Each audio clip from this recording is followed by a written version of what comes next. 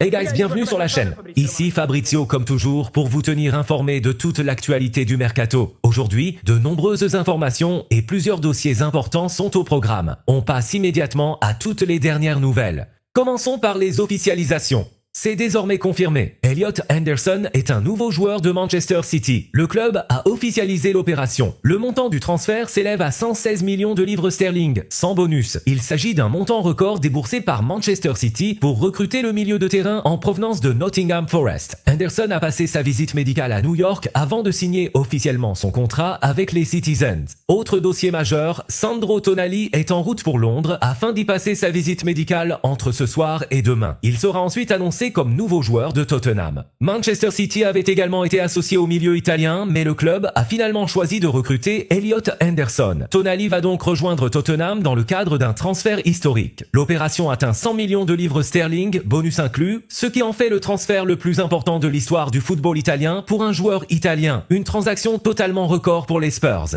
Toujours du côté de Tottenham, le club a également officialisé l'arrivée de Matheus Fernandes pour un montant de 85 millions de livres sterling. Une nouvelle recrue importante vient ainsi renforcer l'effectif. Passons maintenant aux informations des dernières heures. Comme je vous l'avais annoncé il y a 1 à 2 semaines, André Onana quitte Manchester United pour rejoindre Trabzonspor. L'accord est totalement conclu. Il s'agit d'un prêt sans option d'achat et sans obligation d'achat. Manchester United pourra percevoir jusqu'à 1,5 million d'euros de bonus en fonction des performances du gardien durant son passage en Turquie. Autre élément important, Trabzonspor prendra en charge la plus grande partie du salaire d'Onana. C'est un détail loin d'être anodin, puisque le gardien bénéficiait d'un salaire très élevé à Manchester United. Le club turc assumera donc une part importante de cette rémunération afin de finaliser l'opération. L'aventure entre André Onana et Manchester United est donc mise entre parenthèses pour cette saison. Il est toutefois important de rappeler qu'il n'existe ni option d'achat ni obligation d'achat dans cet accord. En l'état actuel des choses, le gardien reviendra donc officiellement à Manchester United à l'été 2027. Parlons maintenant des jeunes talents. Retenez bien le nom de Jeremy Monga. À seulement 16 ans, l'ailier de Leicester City est considéré comme l'un des plus grands espoirs du football anglais. Je vous avais expliqué qu'Arsenal avait transmis 2 offres à Leicester afin de tenter de conclure son recrutement. Les Gunners étaient plutôt optimistes et souhaitaient intégrer Monga à leur projet à long terme en tant que grand talent d'avenir. Mais lorsqu'un dossier traîne pendant plusieurs semaines sans être finalisé, il faut toujours rester prudent. C'est précisément ce qui se passe aujourd'hui. Manchester City tente désormais de détourner Jeremy Monga d'Arsenal. Les Citizens ont présenté une meilleure offre financière à Leicester et proposent également un projet sportif particulièrement convaincant aux joueurs. On m'indique que Kenzo Maresca participe lui-même aux discussions directes avec Jeremy Monga. L'entraîneur a présenté au jeune joueur sa vision du projet et souhaite le convaincre de rejoindre Manchester City dans une perspective de long terme. Il faudra donc suivre ce dossier avec beaucoup d'attention. Manchester City accélère fortement et pourrait finalement devancer Arsenal dans cette course pour l'un des plus grands talents anglais. Dans le prochain message, je poursuivrai avec la partie consacrée à Bruno Guimaraes, Arsenal, Manchester United, Aurélien Tchouaméni, Alex Scott et Bournemouth. Où en est réellement ce dossier ? Il faut d'abord rappeler que Newcastle a vendu Sandro Tonali ainsi qu'Anthony Gordon. Grâce à ces ventes, le club n'a désormais aucune intention de laisser partir Bruno Guimaraes. Dans le même temps, Arsenal a bien formulé une offre de 55 millions de livres sterling, mais celle-ci a été refusée. Mikel Arteta est un immense admirateur du milieu brésilien. Son intérêt n'est d'ailleurs pas nouveau. Depuis plusieurs années, Arsenal suit de très près Bruno Guimaraes, qui a toujours figuré parmi les profils les plus appréciés par le technicien espagnol. Cependant, la situation est aujourd'hui très compliquée. Après les importantes recettes générées par les ventes de Gordon et de Tonali, Newcastle n'a plus besoin de vendre son joueur. Le message transmis à Bruno Guimaraes ainsi qu'à son entourage est très clair. Le club souhaite absolument le conserver. Arsenal pourrait revenir avec une nouvelle offre, car Bruno Guimaraes reste la priorité des Gunners pour renforcer leur milieu de terrain. Mais à l'heure actuelle, la réponse de Newcastle est sans équivoque. La porte est fermée. Voilà où en est la situation aujourd'hui. Restons au milieu de terrain et intéressons-nous à Manchester United. En l'espace de seulement 24 heures, le club a vu plusieurs pistes importantes lui échapper. Elliot Henderson, Sandro Tonali et Matheus Fernandes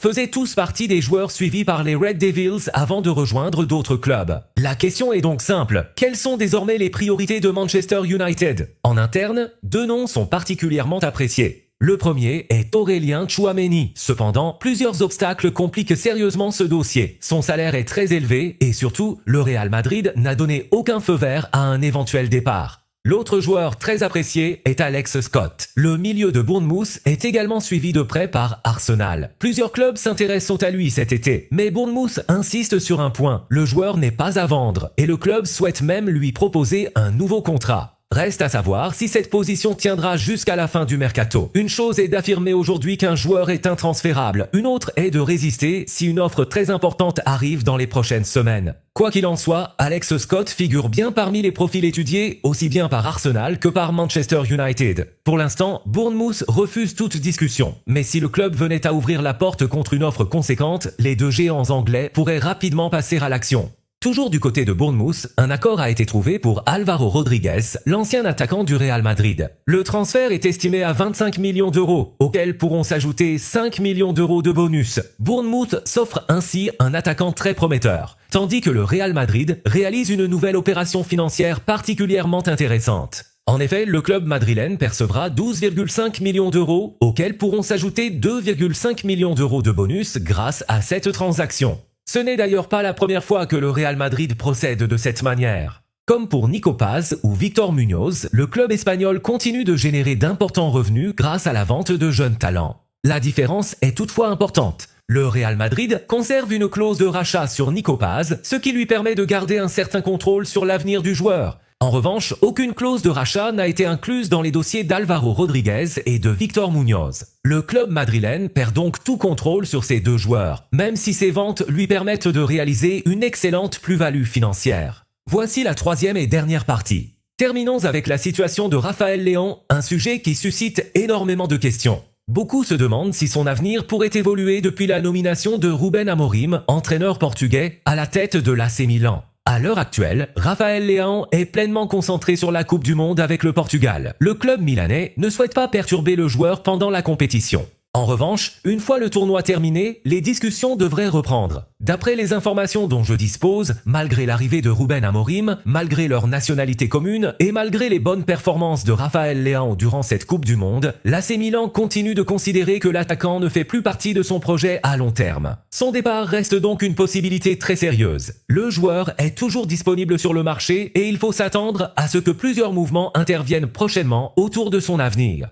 Il faudra évidemment voir quels clubs se manifesteront et surtout quel montant Milan exigera. Le club lombard a déjà investi une somme importante pour recruter un autre international portugais, Gonçalo Ramos, mais cela ne change pas sa position concernant Raphaël Léão. Le joueur est toujours sous contrat, ce qui signifie que Milan demandera une indemnité de transfert importante. Malgré cela, la volonté du club reste la même, laisser partir Raphaël Léão durant ce mercato estival. Les portes sont donc ouvertes à un départ. A l'inverse, Christian Pulisic est considéré comme un élément essentiel du projet milanais, aussi bien par le président Jerry Cardinal que par l'entraîneur Rubén Amorim. Le club souhaite poursuivre l'aventure avec l'international américain. La situation est donc totalement différente de celle de Raphaël Léão, dont le départ est toujours attendu au cours de cette fenêtre de transfert. Voilà pour les principales informations du jour. Entre les dossiers Sandro Tonali, Elliot Anderson, Matheus Fernandes, Jérémy Monga, les mouvements d'Arsenal et de Manchester City, le départ d'André Onana de Manchester United, les nouvelles recettes du Real Madrid grâce à Álvaro Rodríguez, ainsi que les situations de Raphaël Léão, Alex Scott et Bruno Guimaraes, le mercato continue d'être particulièrement animé. Comme toujours, d'autres informations arriveront très prochainement et je continuerai à vous tenir informé de toute l'actualité des transferts.